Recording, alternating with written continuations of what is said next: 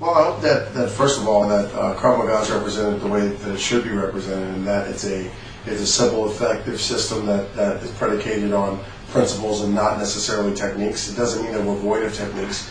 Of course we have techniques, but we don't value the technique more than we value the principle. And by that I mean, if you take a classically trained martial artist who's beautiful with his kicks and all of his forms and his katas are perfect, and he knows his moves or her moves, and she knows her positioning and her body alignment and all of these things, but they lack aggression, in the street they're going to get killed.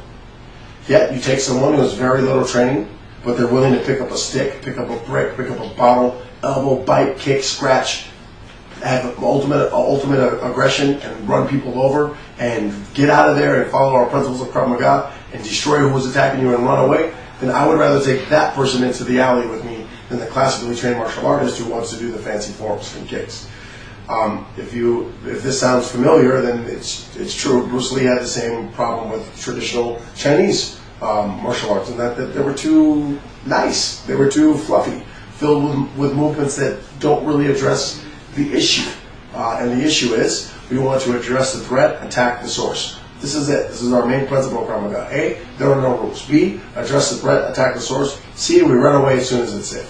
So what I want to see from this program is that people understand that we're not building fighters, we're not building MMA fighters, we're giving people survival skills. So when the man comes to you in the parking lot and wraps his arm around you and puts the knife to the throat of the woman, then she has an opportunity to fight. Because God knows if she allows herself to be taken from point A to point B, she will be killed. She will be killed. So we don't want, what I want to see is that the attacks are realistic, the defenses are realistic. The uglier, the better. Not the prettier the better, the uglier the better. The more stress, the better. Hair pulls, throw her on the ground, now get on top of her with a knife, now she's training.